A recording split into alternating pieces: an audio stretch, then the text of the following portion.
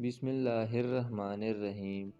شروع اللہ کے نام سے جو بڑا مہربان نہایت رحم کرنے والا ہے۔ ایک مرتبہ حضرت علی رضی اللہ عنہ کوفہ کی مسجد میں تشریف فرما تھے۔ مجمع میں شام سے آیا ہوا ایک مسافر بھی موجود تھا۔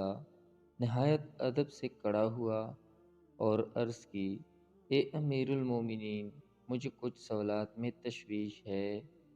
میں آج یہاں آپ کی موجودگی کا سن کر آپ سے چند سوالوں کے بارے میں جاننے کے لیے آیا ہوں۔ میں آپ سے ان کے متعلق درست معلومات چاہتا ہوں۔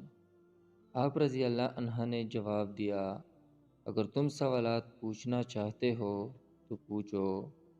اس شخص نے حضرت علی رضی اللہ عنہ سے سوالات کا آغاز کیا اور کہا، اے امیر المومنین، مجھے یہ بتائیں کہ حضرت نوح علیہ السلام کا اصل نام کیا تھا اور ان کی کشتی کا طول و عرض کتنا تھا؟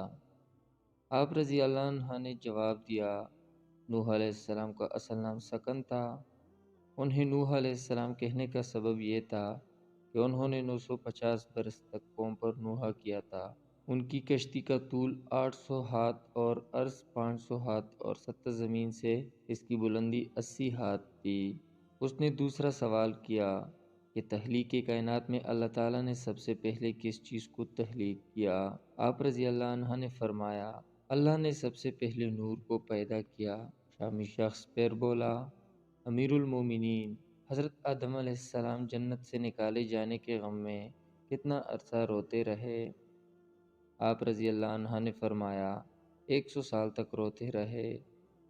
اس نے سوال کیا، میراث میں مرد کے 2 حصے جبکہ عورت کا 1 حصہ رکھا گیا ہے، جبکہ اسلام تو مساوات کا حکم دیتا ہے۔ آپ رضی اللہ عنہ فرمانے لگے، جنت میں حضرت حوا علیہ السلام نے جو ہوشہ اٹھایا تھا اس پر گندم کے 3 دانے تھے۔ انہوں نے خود 1 کھایا جبکہ حضرت آدم علیہ السلام کو 2 دیے۔ چنانچہ وہ ہمارے جد ہیں، اس لیے اس نسبت سے وراثت میں مرد کے 2 اور عورت کا 1 حصہ مقرر ہوا۔ اس آدمی نے اگلا سوال کیا، یہ بتائیں کہ جنات کا باپ کون ہے اور اللہ نے جنات کی طرف کس نبی کو مبعوث کیا تھا؟ حضرت علی رضی اللہ عنہ نے فرمایا، جنات کے جد اعلیٰ کا نام شمان ہے اور اسے اللہ نے آگ کے شعلے سے پیدا کیا تھا، اور اللہ نے جنات کی طرف ایک نبی کو مبعوث کیا تھا جس کے اسم گرامی یوسف تھا۔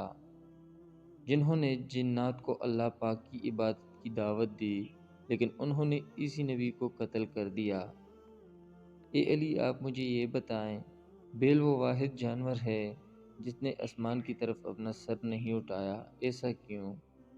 آپ رضی اللہ عنہ نے جواب دیا، جب سے قوم بنی اسرائیل نے گوسالہ کی پوجا کی تھی تبھی سے بیل شرم کے مارے آسمان کی طرف سر نہیں اٹھاتا۔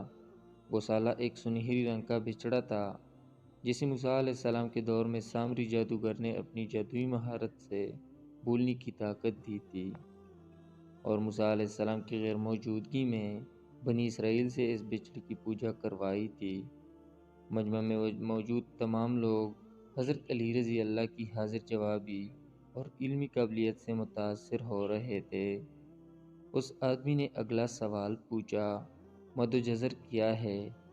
آپ رضی اللہ عنہ نے جواب دیا، اللہ تعالیٰ نے سمندروں پر ایک فرشتہ مقرر کر رکھا ہے، جب وہ سمندر کے پانی میں اپنا پاؤں ڈالتا ہے تو مد پیدا ہوتا ہے، اور جب اسے نکالتا ہے تو جزر پیدا ہوتا ہے۔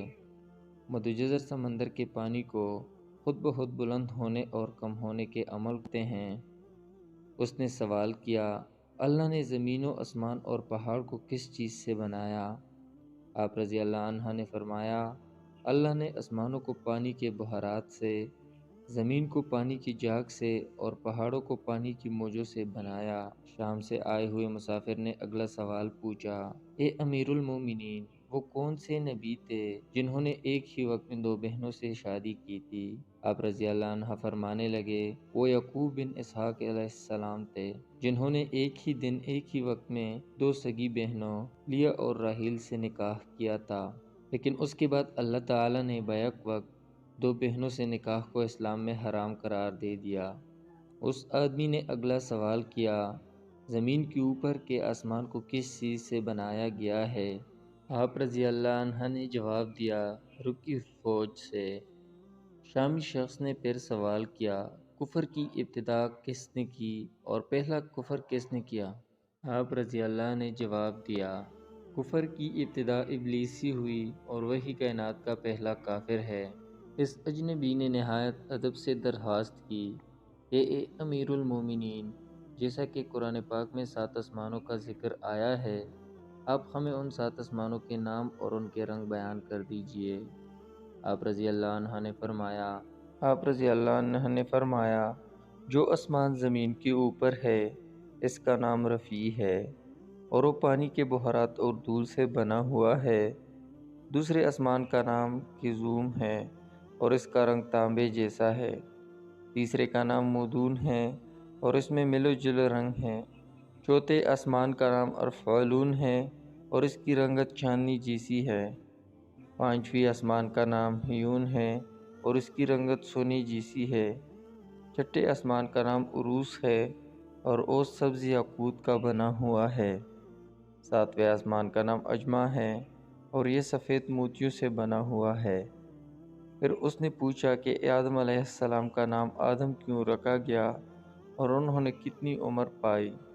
آپ رضی اللہ عنہ نے فرمایا، کیونکہ وہ عدیم ارض یعنی نایاب زمین کی کال سے بنائے گئے تھے، اس لیے ان کا نام آدم رکھا، اور انہوں نے 900 سال عمر پائی۔ اس شخص نے دوبارہ دریافت کیا کہ ابلیس کا نام آسمانوں میں کیا تھا؟ حضرت علی رضی اللہ عنہ نے جواب دیا، حارث۔ پھر اس شخص نے آخری